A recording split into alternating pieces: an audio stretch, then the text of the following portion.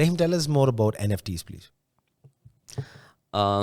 Okay, so the concept of NFTs, I'm gonna explain it in a very generalized manner, Yes, even if you're not an artist or whatever. Right now, NFTs are focused on art a lot. Mm-hmm.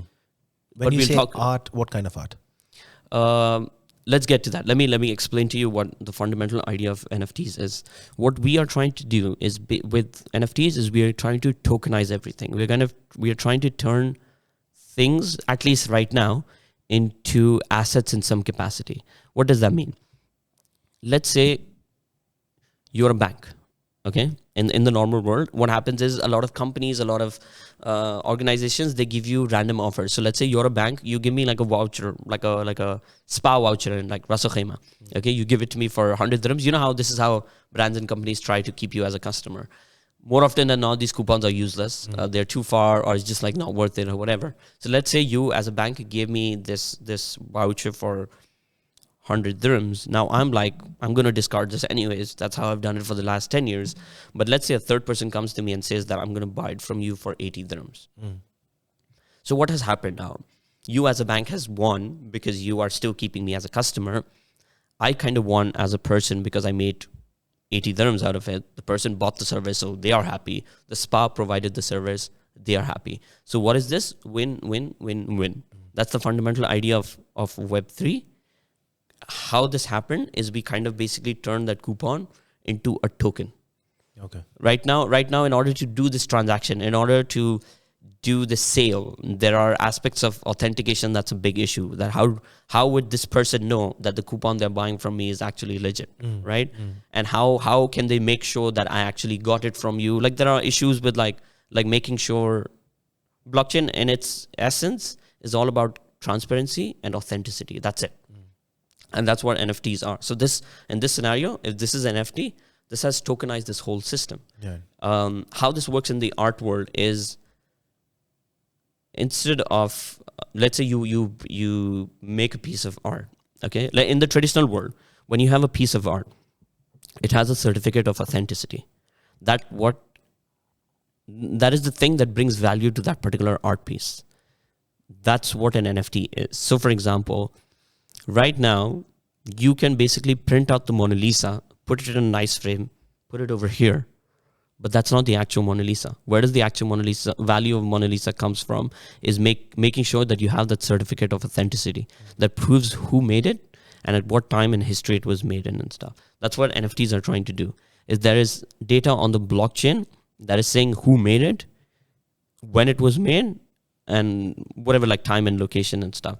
We put all of this stuff on the blockchain. So tomorrow when I am buying an artwork from you, I have a certificate of authenticity.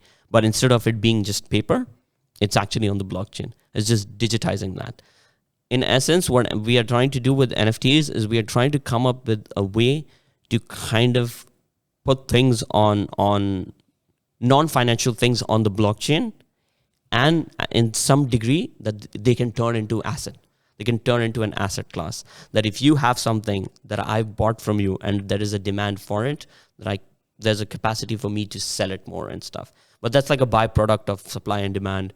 Again, but that's what NFTs are in essence. We are trying to tokenize non-financial things to prove authenticity and transparency that in turn would lead for it to become an asset. So for example, the definition of NFT is actually non-fungible token.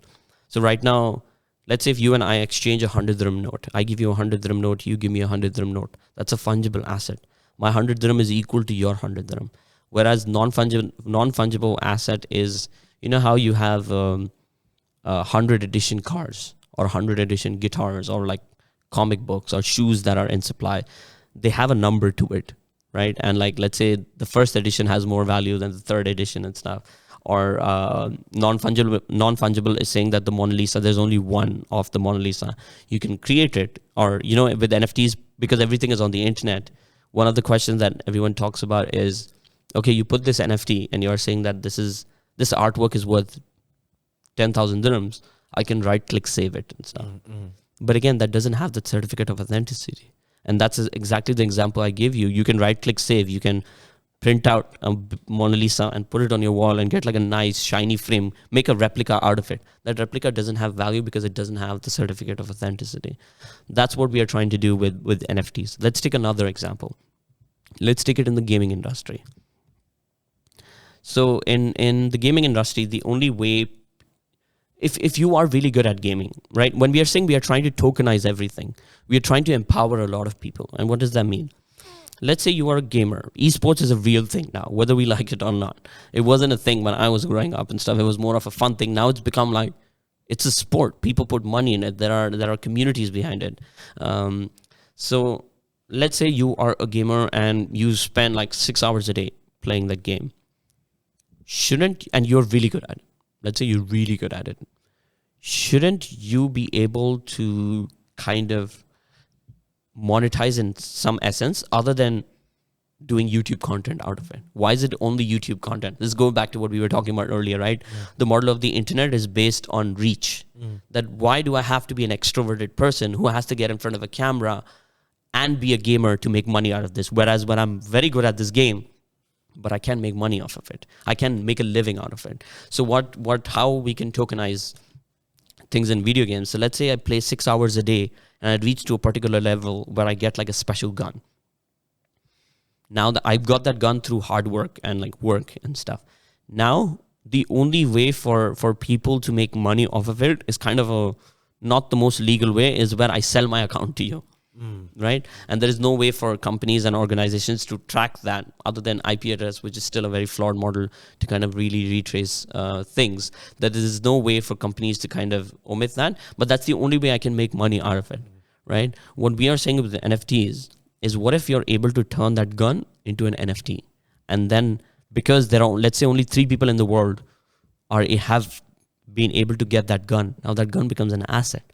People pay millions and millions of dollars to buy game skins and guns and assets and things like that. Billions of dollars.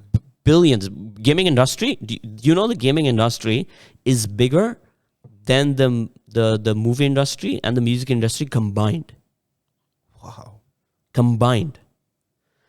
And it's absolutely crazy. Like I feel like